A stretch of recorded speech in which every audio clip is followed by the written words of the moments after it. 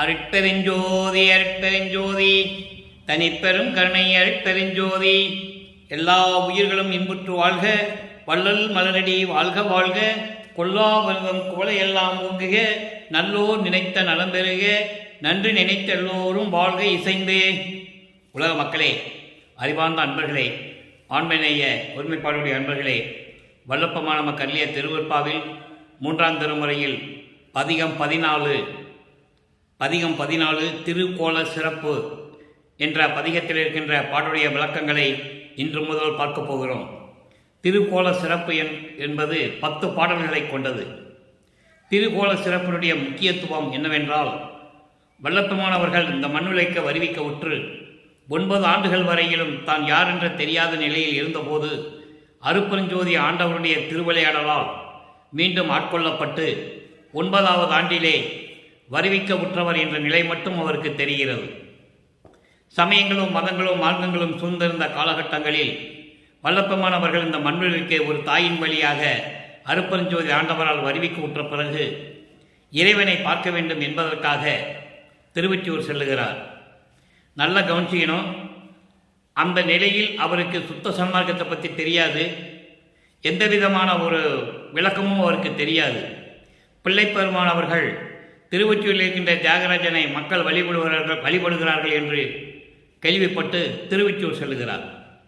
திருவொற்றியூர் சென்றவுடனே இறைவன் இவரை பார்த்து திருவழியாக ஓடுவதும் நாரையையும் கிளிகளையும் தூது அனுப்பி எந்த விதமான பலன் இல்லை என்பதையும் இப்படியெல்லாம் நாம் ஒவ்வொரு பதிகத்திலே பார்த்து கொண்டிருந்தோம்.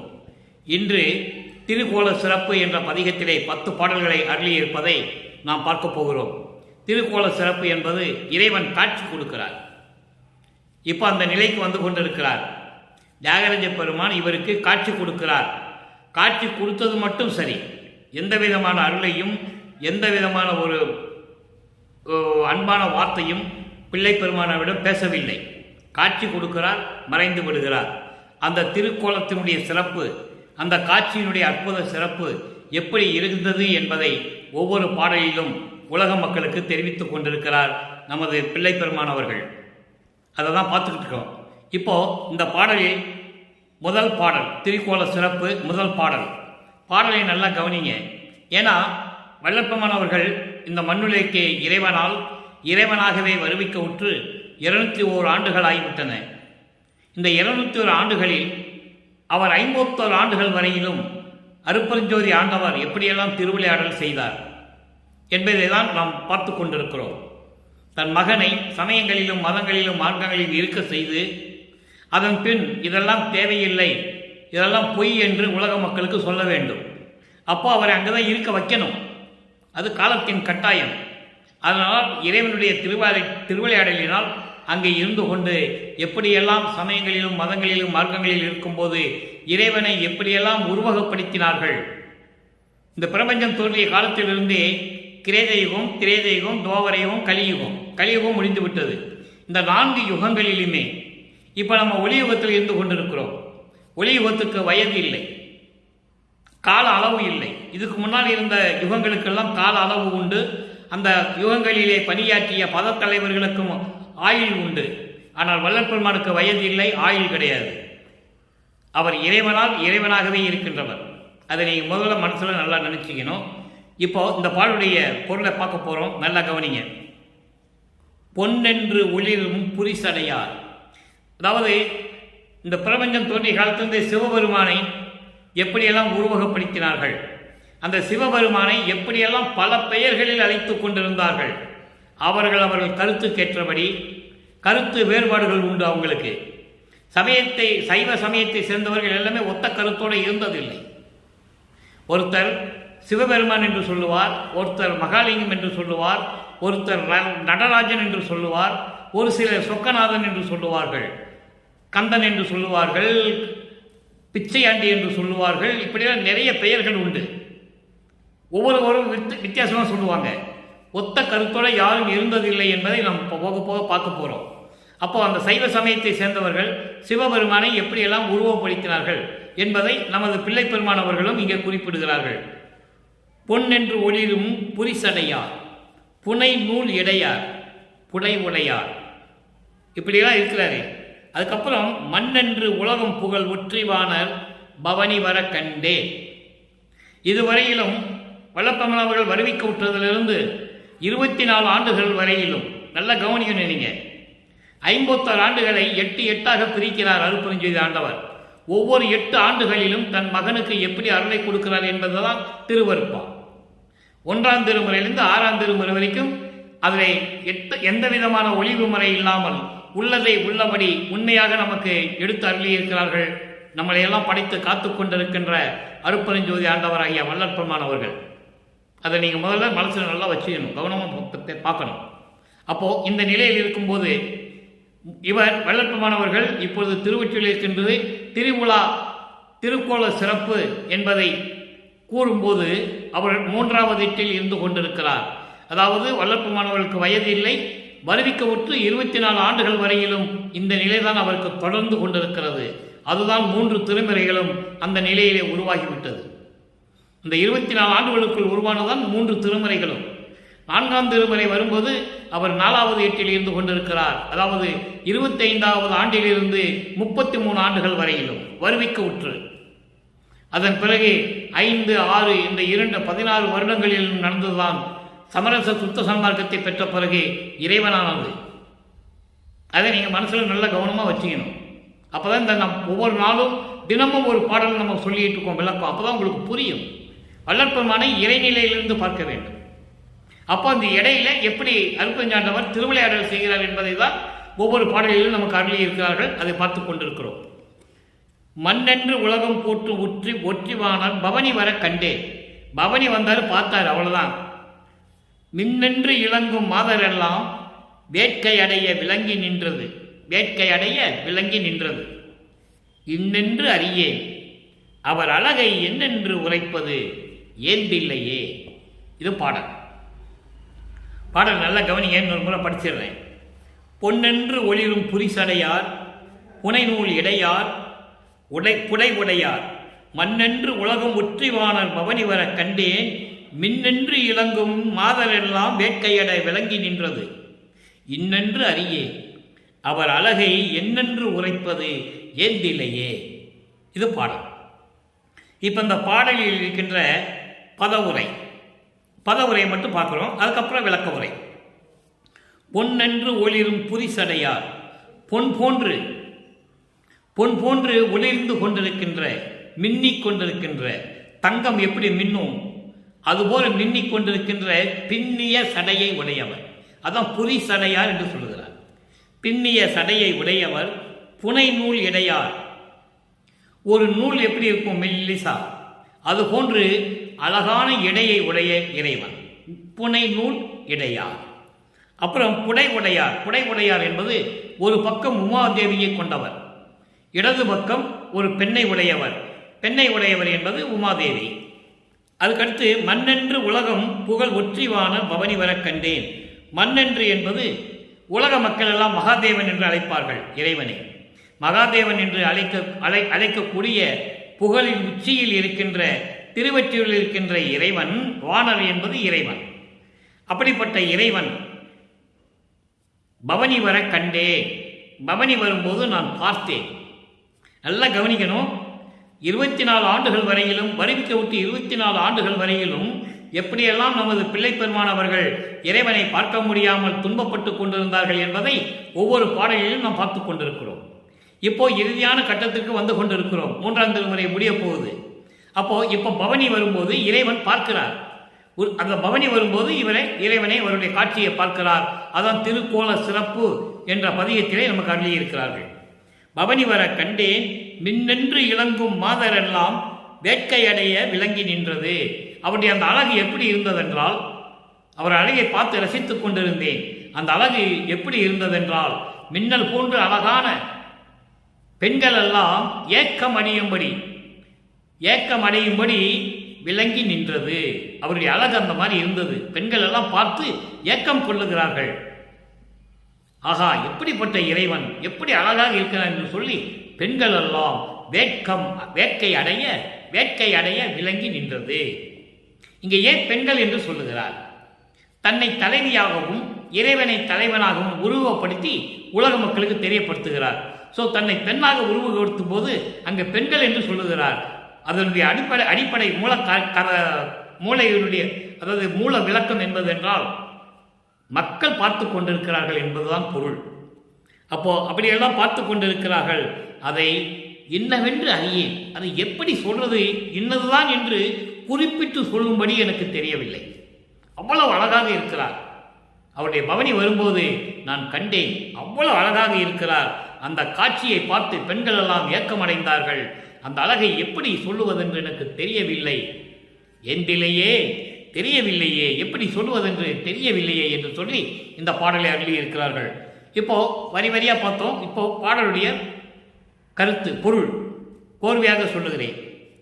பொன் போன்று ஒளிர்ந்து கொண்டிருக்கின்ற, அதாவது மின்னிக் கொண்டிருக்கின்ற பின்னிய சடையை உடையவர், நூல் போன்று மெல்லிய எடையை உடையவர், இடது பக்கமாக ஒரு பெண்ணை கொண்டவர், உமாதேவி, பராசக்தி, எப்படி வேணா சொல்லிக்கலாம். அப்போ மகாதேவன் என்று உலகமெல்லாம் போற்றும் திருவற்றியூரில் இருக்கின்ற இறைவன் பவனி வருவதை நான் பார்த்தேன். அந்த அழகு எப்படி இருந்தது தெரியுமா? கொள்ளை அழகு. இதையெல்லாம் பார்த்து அழகான பெண்கள் எல்லாம் ஏங்கிக் கொண்டு இருந்தது. அழகான பெண்கள் எல்லாம் ஏங்கிக் கொண்டு நின்று கொண்டிருந்தார்கள் என்பதை நான் பார்த்தேன், கண்டு ரசித்தேன். அந்த அழகை என்னவென்று சொல்ல முடியாது, எப்படிதான் என்று கூறுவதற்கு இயலாத நிலையில், ஒப்பற்ற நிலையில் இருந்தது. அந்த காட்சி அவ்வளவு அற்புதமாக இருந்தது. இதை எப்படி சொல்லுவதென்று எனக்கு தெரியவில்லையே என்று சொல்லி உலக மக்களுக்கு தெரிவிக்கிறார். இப்போ உலக மக்களுக்கு தெரியவிக்க வேண்டியது என்னவென்றால், உலக மக்களே, நான் இறைவன் திருவெற்றியூரிலே நின்று கொண்டிருந்த போது இறைவனுடைய பவனியை நான் பார்த்தேன். அந்த அழகு கொள்ளை அழகாக இருந்தது. எப்படிப்பட்ட இறைவன்? பின்னிய சடையை உடைய இறைவன், நூல் போன்று மெல்லிய இடையை கொண்டு அழகாக இருக்கின்ற இறைவன், திருவெற்றியூரிலே இருக்கின்ற இறைவன், உலக மக்கள் எல்லாம் மகாதேவா என்று போற்றக்கூடிய அளவுக்கு இருந்து கொண்டிருந்த இறைவன் தெருவழியாக திருக்கோலம் பவனி வரும்போது நான் அந்த பவனியை கண்டேன். அது அழகு எப்படி இருந்தது தெரியுமா? என்னவென்று சொல்ல முடியாது. பெண்கள் எல்லாம் ஏங்கும்படி இருந்தது. அந்த நிலையில் அந்த அழகு இருந்ததை நான் பார்த்து ரசித்தேன். அதை எப்படி சொல்லுவதென்று எனக்கு தெரியவில்லை. உலக மக்களே, நான் அந்த நிலையில் இருந்து கொண்டிருந்தேன். அந்த காலகட்டங்களில் சமயங்களும் மதங்களும் மார்க்கங்களும் சூழ்ந்திருந்த காலகட்டங்களில் நான் இறைவனை பார்ப்பதற்காக திருவெற்றியூர் சென்றிருந்த போது இந்த நிலையில் தான் நான் இருந்து கொண்டு இருந்தேன் என்று சொல்லி உலக மக்களுக்கு தெரிவிக்கிறார். இப்போ உலக மக்களுக்கு சொல்லியாச்சு.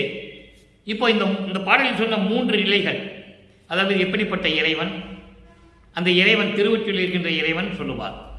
சமரச சுத்த சன்மார்க்கத்தை பெற்ற பிறகு, சமயங்களும் மதங்களும் மார்க்கங்கள் எல்லாம் நீங்கிய பிறகு, சுத்த சன்மார்க்கம் உருவான பிறகு இறைவனை அருப்பெருஞ்சோதி என்று சொல்லுவார்.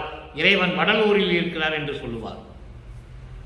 அந்த 24 ஆண்டுகள் வரையிலும் பல இடங்களில் இருந்த இறைவனுடைய பெயர்கள் எல்லாம் சொல்லுவார். திருவதியிலே இருந்தார், சிதம்பரத்திலே இருந்தார், திருவாரூரிலே இருந்தார், மதுரையிலே இருந்தார், மாசிலாமணி என்ற பெயரோடு திருமுல்லை வாயிலே இருந்தார், கந்தை துணை கட்டிட்டு திருவள்ள தாயத்திலே இருந்தார், இப்படியெல்லாம் சொல்லுவார். ஆனால் அருப்பெருஞ்சோதி ஆண்டவரை சொல்லும்போது இந்த பிரபஞ்சத்திலே ஒரே இடத்தை தான் சொல்லுவார். வடலூரில் இருக்கின்ற சத்தியஞான சபையில் இருக்கின்ற இறைவன் என்று சொல்லுவார். அற்புதமாக இருக்கும். பார்க்க போகிறோம். 6ஆம் திருமுறைக்கு என்றாகிறார் உள்ள. அப்போ அவர் பிள்ளை பெருவிண்ணப்பம் வைக்கிறார். 20 பதிகம் 20 பிள்ளை பெருவிண்ணப்பம் 81வது பாடல். இப்போ சமயங்களையும் மதங்களையும் மார்க்கங்கள் விட்டு வெளியே வரும்போது பிள்ளை பெருவிண்ணப்பம் வைக்கிறார் தன் தந்தையிடம். எப்படி வைக்கிறார்? ஆரணம் உரைத்த வரைப்பு எல்லாம் பலவாம், ஆகமம் உரை வரைப்பு எல்லாம் காரணம், நினது திருவருள் செங்கோல் கணிப்பு அருண் கழிப்பில் ஓங்கி. இந்த வேதங்களும் ஆகமங்களும் எப்படி இறைவனை சொல்லிக் கொண்டிருந்தன? சமயங்களும் மதங்களும் மார்க்கங்களும் சூழ்ந்திருந்த காலகட்டங்களில் வேதங்கள் எல்லாம் சொன்ன கருத்துக்கள் அளவு பலவாம், அதாவது பலவிதமாக சொல்லிக் கொண்டிருந்தன. அதே போல ஆகமங்களும் இறைவனை பற்றி சொன்ன கருத்துக்கள் அளவில்லை. காரணம், அதனுடைய நோக்கம் என்ன? எப்படி இதெல்லாம் அதை சொல்லிக் கொண்டிருந்தன என்றால், நினது திருவருள் செங்கோல் கணிப்பு, உன்னுடைய அருளாட்சியினுடைய ஒரு கணிப்பு இருக்குல்லவா, அதனுடைய சிறப்பம்சம், அதை பார்த்து சொல்லிக் கொண்டிருந்தன. அதாவது பல கருத்துக்களை சொல்லிக் கொண்டிருந்தன. ஒத்த கருத்து எதுவுமே சொல்லவில்லை. 4 வேதங்களும் 4 விதமாக சொல்லியது. ரிக்கி வேதம், யசுர் வேதம், சாம வேதம், அதர்வண வேதம். அதே மாதிரி ஆகம நூல்கள் 28 நூல்கள், 28ம் தனித்தனியாக சொல்லிக் கொண்டிருந்தன. இவை எல்லாமே உன்னை போற்றி சொல்லிக் கொண்டிருந்ததை தவிர ஒத்த கருத்தோடு ஒத்த நிலையை யாரும் சொல்லவில்லை. அதுகளுக்கு தெரியாது, வேதங்களுக்கும் தெரியாது, ஆகம நூல்களுக்கும் தெரியாது, அதை எழுதினவங்களுக்கும் தெரியாது. காரணம், உன்னுடைய திருக்கோள் செங்கோலாற்றினுடைய சிறப்பு இருக்கிறதே, அதுபோல அது சிறப்பாக ஓங்கி விளங்கி நின்று கொண்டிருந்தது. அதான் சொல்றாரு, கழுத்தில் ஓங்கி அந்த நிலையில் இருக்கும்போது நாரணர் முதலோர் போற்றிட, நாரணர் முதலோர் போற்றிட, திருமால் முதலோர். திருமால் முதலோர் என்பது விண்ணுலகத்தில் இருக்கின்ற அத்தனை பேரும், பிரம்மன், திருமால், ருத்திரன், மகேஸ்வரன், சதாசிவம் போன்றவர்களும், தேவர்களும், சத்தர்களும், சக்திகளும் எல்லாருமே போற்றிட விளங்கி நடக்கின்ற பெருமை நான் அறிந்தும், உன்னுடைய அறிமையை நான் அறிந்து கொண்டேன், வேறு யாருக்கும் தெரியாது. அப்படி நான் அறிந்தும் தாரணியிடை இத்துன்பம் ஆதிகளால் தனையனே தளருதல் அளவோ.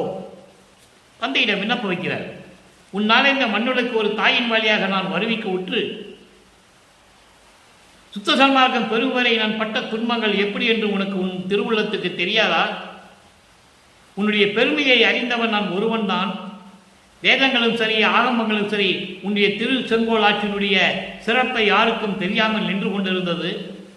ஏன் திருமாலும் பிரம்மனும் போன்ற வானவர்களும் கூட போற்றி வணங்கும் அளவுக்கு நீங்கள் சத்தியஞான சபையிலே அருளாட்சி செய்து கொண்டிருந்த பெருமை நான் அறிந்தும், நான் தெரிந்து கொண்ட பிறகு கூட இந்த தாரணியில், இந்த மண்ணுலகில் இந்த துன்பம் ஆதிகளால், துன்பம் ஆதிகளால் என்பது, ஆதி என்பது இந்த முதலைவை முதல், துன்பம் முதல் என்று பொருள்.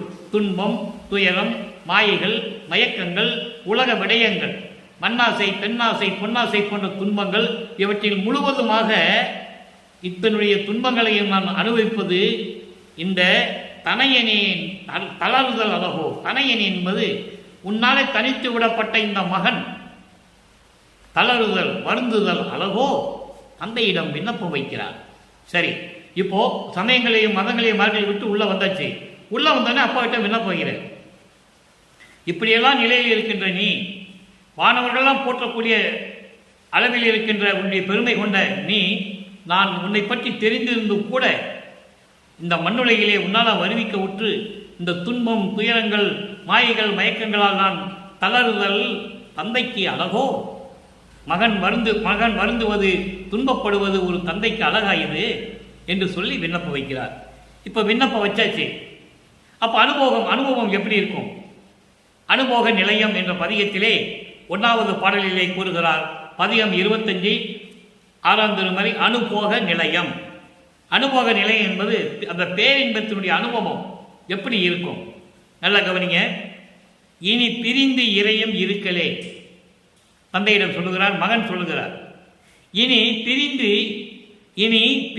இறையும் இருக்கலேன். இறையும் என்பது சிறிதளவு கூட. இனிமேல் உன்னை விட்டு சிறிதளவு கூட, ஒரு நிமிட அளவு கூட, ஒரு அணு அளவு கூட இனிமேல் உன்னை விட்டு என்னால் பிரிந்து இருக்க முடியாது. பிரிவை எண்ணினும் ஐயவோ, அந்த பிரிவை நினைச்சாலும் கூட எவ்வளவு அற்புதமா சொல்றாரு பாருங்க. இந்த பிரபஞ்சம் தோன்றிய காலத்திலிருந்தே எத்தனையோ முனிவுகள், ரிஷிகள், எத்தனையோ திருவிளையாடல்கள் எல்லாமே நடந்திருக்கு. நம்ம இல்லைன்னு சொல்ல முடியாது. வல்லப்பெருமானே அந்த உண்மையை சொல்லுகிறார். ஆனால் யாரும் இறைவனிடம் இப்படி நெருங்கி இருந்ததில்லை.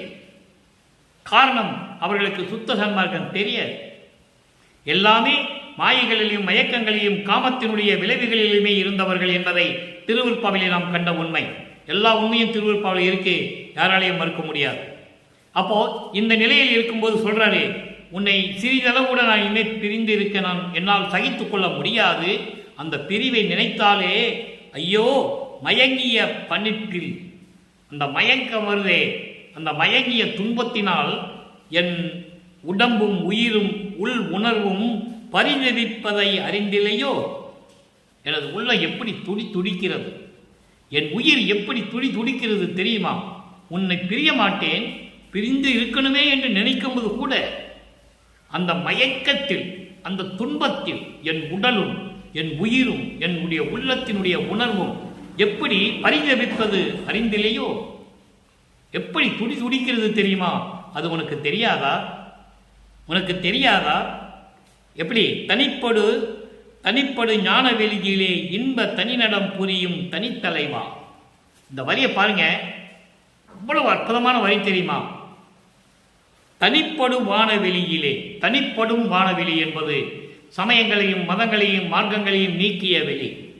அந்த வெளிதான் 16வது வெளி, ஞானத்தில் ஞானம். சரியை கிரிய யோகம் முன்னாங்க 12 நிலைகள். இந்த 12 நிலைகளும் சமயங்களையும் மதங்களையும் மார்க்கங்களையும் சார்ந்த நிலைகள் இருந்தவர்கள். 13வது நிலையிலிருந்து தான் தொடங்குகிறது சுத்த சன்மார்க்கம். ஞான சரியை, ஞான கிரியை, ஞானத்தில் யோகம், ஞானத்தில் ஞானம். அதுதான் ஞானவெளி, தனிப்படும் ஞானவெளி. எதையும் சாராது, சமயங்களையும் மதங்களையும் மார்க்கங்களையும் சாராத வெளி. தனிப்படு ஞானவெளியிலே இன்ப தனிநடம் புரியும், பேரின்பமாக அருளாட்சி செய்து கொண்டு அருள் நடனம் செய்து கொண்டிருக்கின்ற தனி தலைவா, சமரச சுத்த சன்மார்க்கத்தின் ஒப்பற்ற தலைவனை.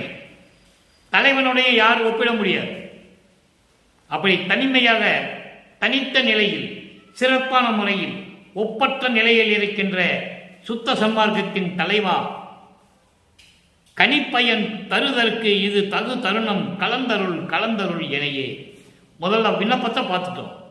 இப்போ எப்படிப்பட்ட இறைவன் எங்கெல்லாம் இருக்கிறான்னு சொல்லிட்டு, நான் உன்னை பிரிந்திருக்க முடியாது, இனி சகித்து கொள்ள மாட்டேன், கனிப்பயன் தருவதற்கு. கனிப்பயன் என்பது எல்லா அருள்களையும் எனக்கு தருவதற்கு, எல்லா அருளையும் கொடுத்து என்னை ஆட்கொள்வதற்கு இதுதான் தகுந்த தருணம், இதுதான் சரியான நேரம்.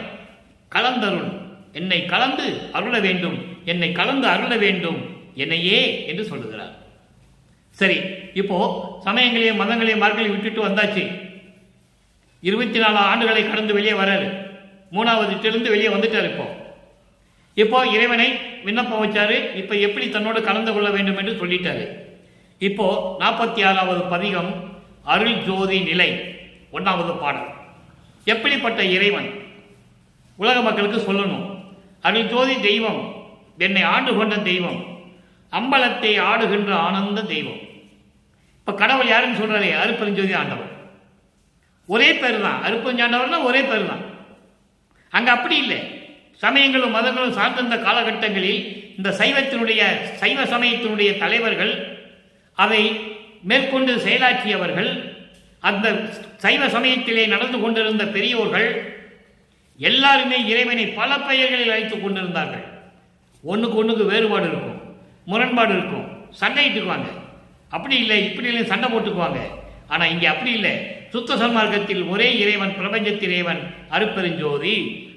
அருட்ஜோதி தெய்வம், என்னை ஆண்டு கொண்ட தெய்வம், அம்பலத்தை ஆடுகின்ற ஆனந்த தெய்வம், பொருட்சாரும் மறைகளெல்லாம் போற்றுகின்ற தெய்வம், போதாந்த தெய்வம், உயர் நாதாந்த தெய்வம், இடர்பாடு நீக்கி ஒளி ஈந்தருளும் தெய்வம், இடர்பாடு நீக்கி ஒளி ஈந்தருளும் தெய்வம், எண்ணிய நான் எண்ணியவாறு எனக்கு அருளும் தெய்வம், தெருள்பாடல் உமந்து என்னையும் சிவமாக்கும் தெய்வம். அற்புதமான இடம், நல்லா கவனிக்கணும்.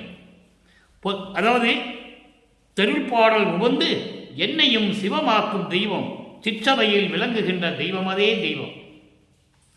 அருட்பெருஞ்சோதிதான் கடவுள், என்னை ஆண்டு கொண்ட கடவுள். அம்பலத்திலே ஆடுகின்ற அருட்பெருஞ்சோதி ஆண்டவர். விண்ணுலகத்திலே 16வது நிலையிலே அம்பலத்திலே ஆடு கொண்டிருப்பவர் அருட்பெருஞ்சோதி. இங்கே மண்ணுலகத்திலே சத்தியஞான சபையிலே அருள்நடனம் செய்து கொண்டு அருளாட்சி செய்து கொண்டு மக்களை காப்பாற்றிக் கொண்டிருப்பவர் அருட்பெருஞ்சோதி ஆண்டவர்.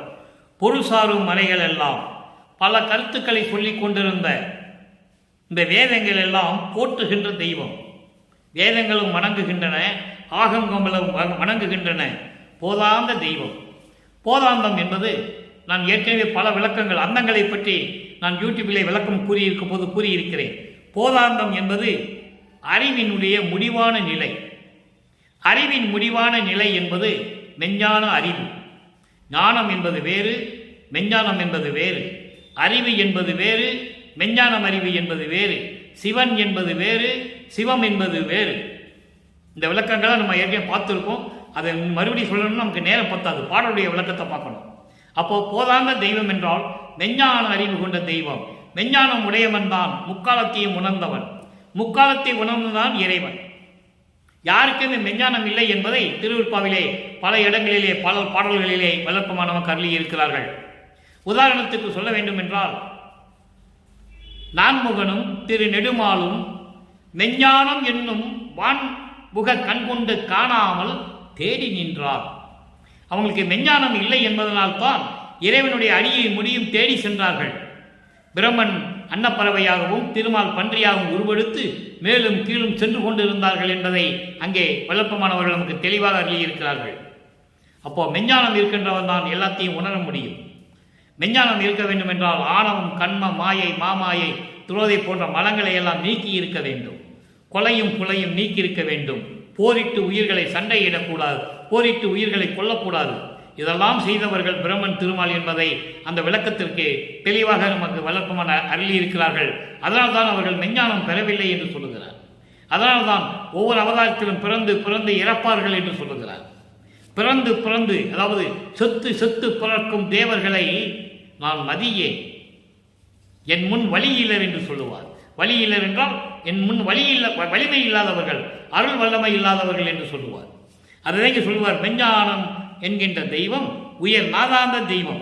நாதாந்தம் என்பது பரநாத நிலையில் இருக்கின்ற தெய்வம். அப்படியும் சொல்லலாம், ஆன்மா தன்னை உணர்கின்ற நிலையில் இருக்கின்ற தெய்வம். ஆன்மாவை உணரக்கூடிய ஒரு நிலை, அதுதான் நாதாந்தம். எல்லாரும் ஆன்மா நிலையை உணர்ந்துட முடியாது. உயிர் நிலையை உணரலாம், வேறு எந்த நிலையை வேணால் உணர்ந்துக்கலாம். அப்படி நாதாந்த நிலையில் இருக்கின்ற தெய்வம் இருள்பாடு நீக்கி. இருள்பாடு நீக்கி என்பது இந்த சமயங்களாலும் மதங்களாலும் மார்களால் ஏற்பட்ட அறியாமையினால் நாம் துன்பப்பட்ட துன்பங்களை எல்லாம் நீக்கி, துயரங்களை எல்லாம் நீக்கி ஒளி ஈந்து அருளும் தெய்வம். அருட்பெருஞ்சோதியை கொடுத்து எனக்கு அருள் கொடுத்த தெய்வம். ஆக இறைவனையும் சொல்லுகிறார், இறைவனிடம் அருளை பெற்றதையும் சொல்லுகிறார். நல்லா கவனிச்சுட்டே வரணும். அங்கே 3ஆம் திருமுறையில் இருக்கும்போது 24 ஆண்டுகள் வரையிலும் இறைவனிடம் எந்த அருளை பெறவில்லை என்பதை நாம் தெளிவாக பார்த்து கொண்டிருக்கிறோம். அதுக்கு அர்த்தம், எண்ணியவாறு எனக்கு அருளும் தெய்வம். நான் எப்படியெல்லாம் நான் நினைச்சனோ அப்படியெல்லாம் எனக்கு நான் எண்ணியபடி என் எண்ணமெல்லாம் நிரம்பி வித்து சொல்லுவார் பாடல்ல. வேறொரு பாடல்ல சொல்லுவார், அப்படியெல்லாம் கொடுத்து எனக்கு முடித்துனா எல்லா அருளையும் கொடுத்து என்னை ஆண்டு கொண்ட தெய்வம் என்று சொல்லுவார். அதை இங்கே சொல்றாரு, எண்ணியவாறு எனக்கருளும் தெய்வம். அடுத்து தெருப்பாடல் உவந்து நான் பாடிய அந்த அருள் பக்குவமான பாடல்களை எல்லாம், விண்ணப்பங்களை எல்லாம், முறையீடுகளை எல்லாம் கேட்டு என்னையும் சிவமாக்கும் தெய்வம். என்னையும் கடவுள் நிலைக்கு கொண்டு சென்ற தெய்வம். சிவமாக்கும் தெய்வம் என்றால் இறைவனாக்கக்கூடிய ஒரு தெய்வம் அருட்பெருஞ்சோதி ஆண்டவர். என்னை இறைவனாக்கிய தெய்வம் தெளிவாக சொல்லுகிறார். அதுக்கு அடுத்து சிற்றவையிலே விளங்குகின்ற தெய்வம், அதே தெய்வம். சத்தியஞான சபையிலே சிற்றவையிலே விளங்கி கொண்டிருக்கின்ற தெய்வம்தான் தெய்வம். அவர்தான் கடவுள், அவர்தான் அருட்பெருஞ்சோதி ஆண்டவர் என்ற நிலையை நமக்கு தெளிவாக அருளி இருக்கிறார்கள். அடுத்து பாருங்க, இப்போ இதெல்லாம் சொல்லியாச்சு. அங்கே இறைவனை பார்க்க முடியல, காட்சியை பார்த்தேன், அவ்வளவுதான், எந்த அருளையும் வாங்க முடியவில்லைன்னு சொல்லி மனத்துயரத்தில் இருந்து கொண்டிருப்பார். அதன் பிறகு இங்கே நம் 6ஆம் திருமுறைக்கு வந்த பிறகு இந்த நிலைகளை எல்லாம் பார்த்து விட்டோம். இப்போ 147வது பதிகம் அனுபவ மாலை. இந்த பாடல்களுக்கு 3ஆம் திருமுறையிலே இப்போ பார்க்கின்ற இந்த 10 பாடல்களுக்கும் அனுபவ மாலையிலே 10 பாடல்களிலே இறைவனுடைய நிலையையும் அந்த இறைவனை எப்படி பெற்றுக்கொண்டார் என்பதையும் இங்கே குறிப்பிடுகிறார். எப்படி தன்னை தலைவியாகவும் இறைவனை தலைவியாகவும் தோழியிடம் சொல்லுவது போல இந்த பாடலை அருளியிருக்கிறார்கள். ஏன் இந்த பாடலை இங்கு வந்து நமக்கு விளக்கம் தருகிறார் வளர்ப்புமான என்று கேட்டால், அங்கே தன்னை தலைவியாகவும் தியாகராஜ பெருமானை தலைவனாகவும் கற்பனை செய்து உலக மக்களுக்கு தெரிவிப்பார். அவருடைய காட்சியை பார்த்தேன், அழகை பார்த்தேன், பெண்கள் எல்லாம் ஏங்கி கொண்டிருந்தார்கள், அதை பார்த்துன்னு சொல்லுவார். அந்த நிலை மாற வேண்டும். இங்கே தலைவி தோழியிடம் எப்படி சொல்லுகிறார் இறைவனை பார்த்ததை? அங்கே அழகை மட்டும்தான் பார்த்து தான் சொல்லுவார். இங்கே எப்படியெல்லாம் பண்ணுறாருன்னு நம்ம பார்ப்போம். காணாத காட்சியெல்லாம் காண்கின்றேன், அங்கே பவனியை கண்டேன் என்று சொல்லுவார். திருவொற்றியூர்வாணர் பவனிதனை கண்டேன், அவ்வளவுதான். அந்த திருவிழா காட்சியில பார்த்ததோடு சரி. இங்க எப்படி சொல்றாருன்னு நீங்க பார்க்கணும். காணாத காட்சியெல்லாம் காண்கின்றேன், யாரும் பார்க்க முடியாத இந்த பிரபஞ்சத்தில் யாருமே பார்க்க முடியாத காட்சியெல்லாம் நான் பார்த்து கொண்டிருக்கிறேன். பொதுவில் கருணை நடம் புரிகின்ற கணவரை உட்கலந்தேன். தன்னை மனைவியாகவும் இறைவனை கணவனாகவும் வருணனை செய்து உலக மக்களுக்கு தெரிவிக்கிறார். காரணம், கணவன் மனைவி, தலைவன் தலைவி என்ற நிலையில் சொல்லும்போதுதான் அதனுடைய மகிழ்ச்சியாக இருக்கும். அதெல்லாம் சொல்றாரு, வேற ஒன்றும் இல்லை. நீங்கள் குழப்பமே அடைய வேண்டாம். என்னடா இறைவனை கணவன் சொல்றாரு, இவரை மனைவின்னு சொல்றாரு என்ற குழப்பமே உங்களுக்கு வேண்டாம். அவ்வளவு இறைவன் மீது காதல் கொண்டுள்ளதினால் அந்த சுகத்தை, அந்த இன்பத்தை ஒரு பெண்ணாக உருவப்படுத்தி சொன்னால்தான் அழகாக இருக்கும் என்பதற்காகத்தான் தோழியிடம் சொல்லுவது போல தன்னை பெண்ணாக உருவப்படுத்தி சொல்லிக் கொண்டிருக்கிறார் என்பதை நீங்கள் புரிந்து கொள்ள வேண்டும். உலக மக்களுக்கு சொல்லிக் கொண்டிருக்கிறார். உலக மக்களே, நான் காணாத காட்சியெல்லாம் நான் கண்டு கொண்டிருக்கிறேன், பார்த்து கொண்டிருக்கிறேன். யாரும் பார்க்க முடியாத காட்சியெல்லாம் நான் பார்த்து கொண்டிருக்கிறேன். சத்தியஞான சபையிலே, பொதுவில் என்றால் சத்தியஞான சபை, வடலூரிலே சத்தியஞான சபையிலே கருணையோடு அருள் நடனம் செய்து கொண்டு அருளாட்சி செய்து கொண்டிருக்கின்ற எனது கணவரை உள்கலந்தேன், உள்ளத்தில் கலந்தேன். கணவரை என்பது அருப்பஞ்சோதி ஆண்டவரை, உலக மக்களே, அருப்பஞ்சோதி ஆண்டவரை என் உள்ளத்தில் கலந்து கொண்டேன். எவ்வளவு அற்புதமா சொல்றாரு பாருங்க. இதெல்லாம் மக்களுக்கு சொல்லணும். யார் சொன்னது? 201 ஆண்டுகள் முடிந்து விட்டது. வளர்ப்பமானவர்கள் இறைவனால், அருப்பஞ்சாண்டவரால், அவருடைய திருவிளையாடலினால் இந்த உலகிற்கு வந்து வருவிக்க உற்று 201 ஆண்டுகள் முடிந்து விட்டது. வளர்ப்பமான பற்றி உண்மையை யார் சொன்னது? ஒரு ஆளு கூட சொல்லலை. சொன்னார்கள், பொதுப்படையாக பேசினார்கள். மைக்கை பிடிச்சிட்டு பொதுப்படையாக மேடையில் பேசிட்டு போயிட்டாங்க, அவ்வளவுதான். இது எப்படி சொல்றாங்க? யார் சொன்னது? இறைவனுடைய தயவும் கருணையும் கிடைத்தவனால் சொல்ல முடியும். அந்த வகையில் இந்த வள்ளலார் ஊழியன் இந்த விளக்கத்தை உங்களுக்கு கூறிக்கொண்டிருக்கிறேன். இறைவன் கொடுத்த விளக்கம் எனக்கு தெரியாது. பாடலை மட்டும் தான் எழுதிட்டு வந்திருப்பேன். விளக்கம் அவர் அதை ஆட்டோமேட்டிக்காக கொடுத்துக்கிட்டே இருப்பார். அப்போ அந்த நிலையில் நான் இருந்து கொண்டிருந்தேன். என் கணவரை, எனது இறைவனை, அருப்பஞ்சோதி ஆண்டவரை உள்ளத்தில் கலந்தேன். அடுத்து சொல்றார் பாருங்க, கோணாத மேல்நிலை மேல், கோணாத மேல்நிலையில் மேல் இன்ப அனுபவத்தில் குறையாத வாழ்வு அடைந்தேன், தாழ்வு அனைத்தும் தவிர்ந்தேன். இந்த 2 வரிக்கு விளக்கம் பாருங்க, நல்லா கேளுங்க அன்பர்களே.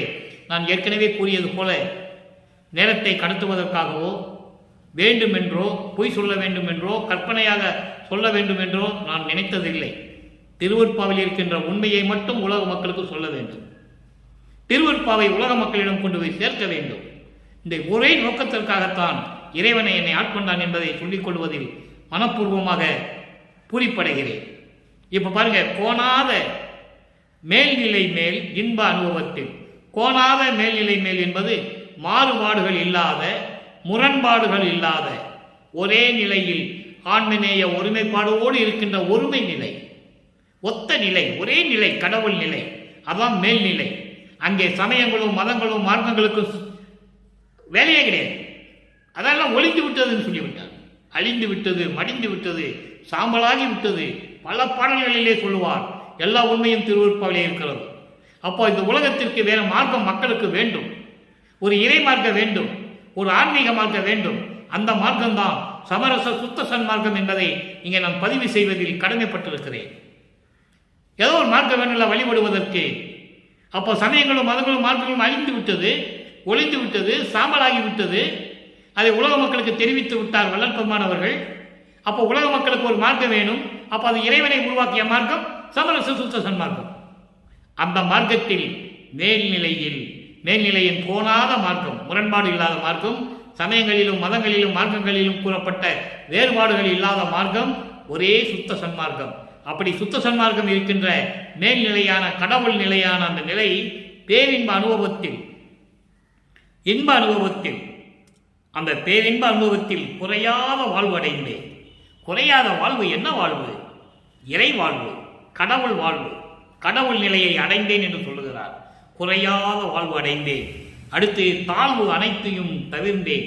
தாழ்வு என்பது இந்த சமயங்களும் மதங்களும் மார்க்கங்களும் எப்படி பிரபஞ்சம் தோன்றிய காலத்திலிருந்து உருவாகி மக்களை துன்புரித்துக் கொண்டிருந்ததோ அந்த நிலைகளை எல்லாம் நீக்கிவிட்டேன், அதை விட்டு வெளியே வந்து விட்டேன் என்று சொல்லுவார். அதை கொடிப்பாட்டிலே சொல்வார். நான் அடிக்கடி கூறுவதுண்டு. வெறிக்கும் சமய புலியில் விளைந்தேன், தன்னை விழாத வகை மறித்து ஒரு பேரறிவு அளித்த வள்ளல் கொடி என்று சொல்லுவார். கொடிப்பாட்டில் சொல்லுவார். கொடி ஏற்றிட்டு அந்த பாட்டில் சொல்லுவார். சமரச கொடி ஏற்றி வச்சுட்டு அந்த பாட்டில் சொல்லுவார். அற்புதமாக இருக்கும். அப்படிதான் சமய புலி என்று சொல்லுவார். அதை தான் இங்கே சொல்லுவார். தாழ்வு அனைத்தும் தவிர்ந்தேன், அந்த நிலைகள் எல்லாம் விட்டு வந்து விட்டேன் என்று சொல்லுவார். அதோடு மட்டுமல்ல, சின்னம்பிடியிலே சொல்லுவார், பன்மார்க்கம் கடந்தேன் என்று சின்னம்பிடி, 12 மேல் நின்று சின்னம்பிடி. அந்த 12 நிலைகள் இருக்குல்ல, சரியை கிரியை யோகம் முன்னாங்க 12, அதெல்லாம் விட்டு நான் வந்து விட்டேன். அதோடு மட்டுமல்ல, 12 மேல் என்பது 13வது நிலை, அதான் ஞான சரியை. சன்மார்க்கம் மார்க்கம் என்று சின்னம்பிடி, சத்தியம் சொல்லுகின்றோம் என்று சின்னம்பிடி. நானும் எங்க அப்பனும் நானும் அருட்பெருஞ்சோதியும் மக்களுக்காக சத்தியம் செய்கிறோம். இனிமே சுத்த சன்மார்க்கம் தான் மக்களுக்கு ஏற்பட்ட நல்ல மார்க்கம் என்று நாங்கள் சத்தியம் சொல்லுகின்றோம். அவ்வளவு அற்புதம் பாருங்க.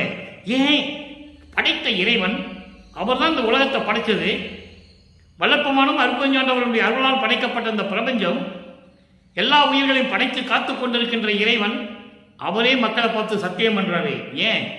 மக்கள் அறியாமையிலிருந்து இன்னும் மீண்டு வரவில்லை. காலம் காலமாக பல யுகங்களாக இருந்த நிகழ்ச்சியிலிருந்து அந்த அறியாமையிலிருந்து இன்னும் மீண்டும் வரல. அதுக்கு தான் சத்தியம் பண்றாங்க. அப்பனும் மகனும் சேர்ந்து உலக மக்களுக்கு சத்தியம் பண்ணுகிறார்கள் என்பதை இங்கே நான் குறிப்பிட கடமைப்பட்டிருக்கிறேன். அடுத்து பாருங்க, இப்போ எல்லாத்தையும் விட்டுட்டு வந்துட்டேன்றாரு. அடுத்து நாளும்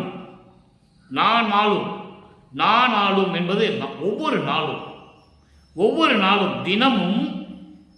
நாளும் என்ன? நாளும் என்பது ஒவ்வொரு நாளும், ஒவ்வொரு நாளும் தினமும் திருப்பொதுவில் நடம் பாடி பாடி நயக்கின்றேன். இறைவனை வணங்கி மகிழ்ந்து கொண்டிருக்கிறேன். தினமும் சத்தியஞான சபையில் இருக்கின்ற எனது தந்தையை அருட்பெருஞ்சோதி ஆண்டவரை வணங்கி பாடி பாடி மகிழ்ந்து கொண்டிருக்கிறேன். நற்றவரும் வியக்கின்றபடியே. நற்றவர் என்பது நல்ல தவம் செய்கின்றவர்கள், பெரியோர்கள், இதுக்கு முன்னாலே தவம் செய்து கொண்டிருந்தவர்கள், இந்த பிரபஞ்சத்திலே தவம் செய்து கொண்டவர்களை வியக்கும்படி, ஆச்சரியம்படி தினமும் நான் சத்தியஞான சபையில் இருக்கின்ற இறைவனை, எனது தந்தையை, அருட்பெருஞ்சோதி ஆண்டவரை பாடி பாடி மகிழ்ந்து கொண்டிருக்கிறேன். இதை பார்த்து எல்லாரும் பார்த்து வியந்து கொண்டிருக்கிறார்கள். அந்த நிலையில் நான் இருந்து கொண்டிருக்கிறேன். அடுத்து சொல்ற பாருங்க, உலக மக்களுக்கு சொல்லிட்டு இருக்க, தோழியிடம் சொல்லுவது போல உலக மக்களுக்கு சொல்லிட்டு இருக்கார். இப்ப பாருங்க, மானாகம் பொன்னாகம் ஆக வரம் பெற்றேன். எவ்வளவு பெரிய ஒரு பிரபஞ்சத்தின் உண்மையை ஒரு வரியில் சொல்ற பாருங்க. மானாகம் பொன்னாகம் ஆக வரம் பெற்றேன். விண்ணுலகத்திலே இருக்கும்போது நான் உனக்கு அடியனாக இருந்தவன், அதன் பின் எனக்கு செல்வப்பிள்ளை என்று பெயரிட்டு என்னை வளர்த்து கொண்டிருந்தாய். இதெல்லாம் பிரபஞ்சத்தின் உண்மைகள். ஒவ்வொரு பாடலில் இருக்கின்ற உண்மைகளை இங்க சொல்லுகிறார். மான் ஆகம் என்ற ஒரு அந்த வரிக்காக சொல்லுகிறார். அப்படியெல்லாம் இருந்தேன் நான். என்னை செல்வப்பிள்ளை என்று பெயரிட்டு, தேவர்கள் எல்லாம் இந்த உலகம் அறிய எனக்கு பெயரிட்டு செல்வப்பிள்ளை என்று என்னை அழைத்துக் கொண்டு உன் பக்கத்திலேயே இருக்க வைத்துக் கொண்டிருந்தாய்.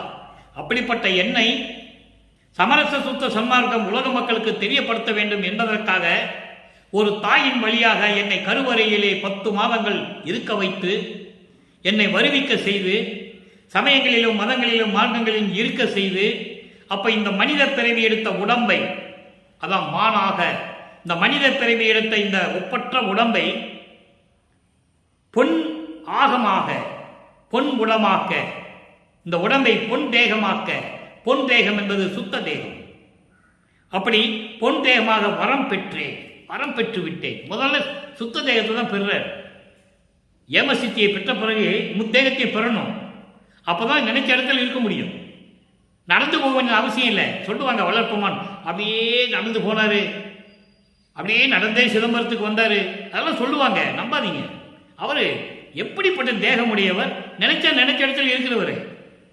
நினைச்ச ஒரு நொடியில் அங்கே போய் அவங்க அப்பனை பார்த்துட்டு வருவார். எங்கே அருட்பெருஞ்சோதி ஆண்டவரே, எங்கே சிவஞான வெளியில நான் அடிக்கடி வர முடியல, நீங்கள் வாங்கன்னு கூப்பிட்டு வந்து இங்கே சத்தியஞான வெளியில் உட்கார வச்சுக்குவார். நல்லா புரிஞ்சுக்கணும். நீங்கள் இதெல்லாம் திருவற்பால் இருக்கு, கற்பனை அல்ல. நண்பர்களே, நான் சொல்லுவதெல்லாம் கற்பனை என்று நினைத்துக் கொள்ளாதீர்கள். உண்மத்தில் உண்மை சத்தியம். அது வல்லப்பமான் சொன்ன சத்திய வார்த்தைகள், நான் பேசுகின்ற வார்த்தைகள் எல்லாம் திருவற்பால் இருக்கு. ஏன் அருட்பெருஞ்சோதி அட்டகத்திலேயே படிச்சிருப்பீங்க. தத்துவங்கள் அனைத்தும் தனித்தனியாக கடந்தேன். கடந்தேன்னு என்ன அர்த்தம்? இங்க உட்கார்ந்துக்கிட்டு சும்மா நடந்து போனான்னு அர்த்தமா? இல்லை, ஒவ்வொரு இடத்துக்கும் போகணும், ஒவ்வொரு வெளியை தாண்டணும். 36 தத்துவங்களுக்கு அத்தனை வெளிகள் இருக்கு. ஒவ்வொரு வெளியை தாண்டி போகணும். எப்படி போனாரு? ஒரு நொடியில போயிடுவாரு. தத்துவங்கள் அனைத்தும் தனித்தனி கடந்தேன், தத்துவாதீத நிலையில் சித்தியல் முழுதும் தெரிந்தேன். தத்துவங்களை கடந்த பிறகு எல்லாம் சித்தியை கழிச்சிருச்சுன்ற. முதல்ல வாங்கினது ஏம சித்தி தான். அப்புறம் இந்த தத்துவங்கள் கடந்த உடனே சித்தி கிடைச்சிருச்சு. அப்புறம் அந்தங்கள் கடந்த உடனே மீதி இருக்கிற சித்திகள்லாம் கிடைக்குது. அந்தங்களை கடக்கும்போது புருவண தேகமும் ஞான தேகமும் கிடைச்சிருது. இப்படி எல்லாம் திருவருட்பாவில் உண்மைகள் இருக்கு. அப்போ அப்படிப்பட்ட சுத்த தேகத்தை நான் வரம் பெற்றுவிட்டேன். வள்ளல் அருள் நோக்கு அடைந்தேன் கண்டாய் என் தோழி. உலக மக்களே, இறைவனுடைய அருள் அந்த பார்வை இருக்கிறத எல்லாவற்றையும் பெற்றுக்கொண்டேன். கடைக்கண் பார்வை அல்ல.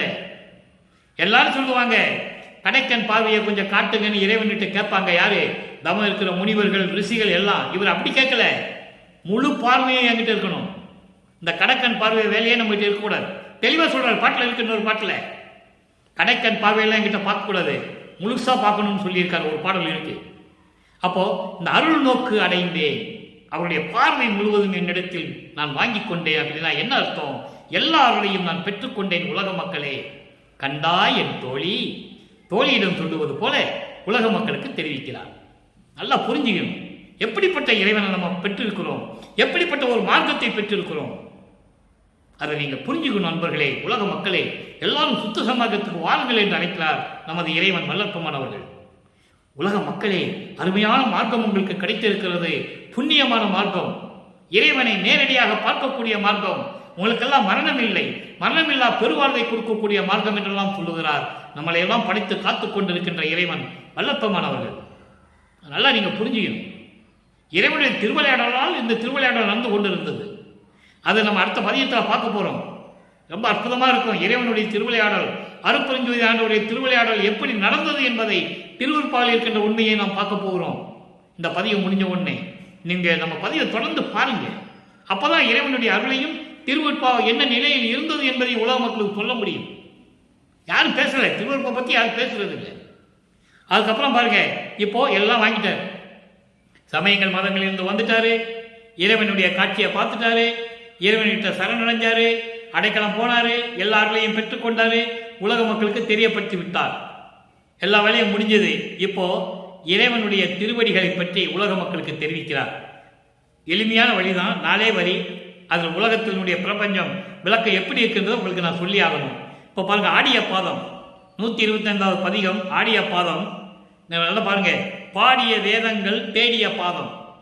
இறைவனை பற்றி வணங்கி வணங்கி பாடிய வணங்கி கொண்டிருந்த வேதங்கள் எல்லாம் தேடிக்கொண்டிருக்கின்ற திருவடி, தேடிய பாதம். இன்னும் பார்க்கல, தேடிக்கொண்டிருக்கின்ற திருவடி. பத்தி செய்யும் பத்தருக்கு தித்திக்கும் பாதம். அதாவது பத்தி செய்யும் பத்தருக்கு என்பது சமரச சுத்த சன்மார்க்கத்தில் இருந்து கொண்டு இறைவனிடம் விண்ணப்பங்களையும் முறையீடுகளையும் வேண்டுகளையும் வைத்துக் கொண்டிருந்து வணங்கி கொண்டிருக்கின்ற சுத்த சன்மார்க்கத்தை சேர்ந்த அன்பர்கள் பார்க்கக்கூடிய பாதம். வேதங்கள் பார்க்க முடியல, தேடிட்டு இருக்கு. ஆனா சுத்த சன்மார்க்கத்தை சேர்ந்த அன்பர்கள் தித்திக்கும் பாதம். அவ்வளவு இன்பமாக இருந்து கொண்டிருக்கிறார்கள். அதுக்கடுத்து நாடிய மாதவர் நேடிய பாதம். நாடிய மாதவர் பிரம்மன் முதல் எல்லாருமே இறைவனை பார்க்க வேண்டும் என்று விரும்பிய திருவடி, தேடிக்கொண்டிருக்கின்ற திருவடி, தேடிய பாதம். நேடிய பாதம் என்பது தேடிய பாதம். தேடிக்கிட்டு இருக்காங்க, விரும்பி விரும்பி பார்க்கணும், விரும்பி பார்க்க முடியல. எத்தனையோ பாடல்களை நான் விளக்கம் கொடுத்துருக்கேன் அன்பர்களே. அதுக்கப்புறம் நாதாந்த நாட்டுக்கு நாயக பாதம். நாதாந்த நாடு, பரகாந்த நிலையில் இருக்கின்ற, ஆன்மா தன்னை உணரக்கூடிய நிலையில் இருக்கின்ற அந்த நாட்டுக்கு நாயக பாதம். அந்த நாட்டை ஆண்டு கொண்டிருக்கின்ற பாதம். நாதாந்த ராஜ்யத்தை, அந்த சாம்ராஜ்யத்தை நடத்தி கொண்டிருக்கின்ற இறைவன் என்று சொல்லி இந்த பாடலை நமக்கு அருளியிருக்கிறார்கள். எனவே அன்பர்களே, இன்று நாம் பார்த்த திருக்கோல சிறப்புடைய முதல் பாடலுடைய விளக்கம் இவ்வளவு இருக்கிறது. இதுதான் சுத்த சன்மார்க்க விளக்கம். வல்லற்பனுடைய நிலையையும் அருள் நிலையையும் விளக்கக்கூடிய ஒரு மார்க்கம் சமரச சுத்த சன்மார்க்கம் என்பதை நினைத்து புலையும் கொலையும் தவிர்த்து சைவ நெறியில் இருந்து கொண்டு அகல் மண் விளக்கிலே தீபமேற்றி அருட்பெருஞ்சோதி அருட்பெருஞ்சோதி தனிப்பெருங்கனி அருட்பெருஞ்சோதி மகாமந்திரத்தை உச்சரித்து இறைவனுடைய அருளையும் செல்வங்களை எல்லாம் பெற்று இந்த வையகத்திலே நீங்கள் வாழ்வாங்க வாழ வேண்டும் என்று அருட்பெருஞ்சோதி ஆண்டவருடைய அருளாலும் நமது இறைவன் வல்லப்பெருமானுடைய ஆசியாலும் வாழ்த்து விடைபெறுகிறேன். இந்த வள்ளலார் ஊழியன். மீண்டும் நாளை சந்திப்போம். நன்றி, வணக்கம். அருட்பெருஞ்சோதி அருட்பெருஞ்சோதி தனிப்பெரும் கருணை அருட்பெருஞ்சோதி.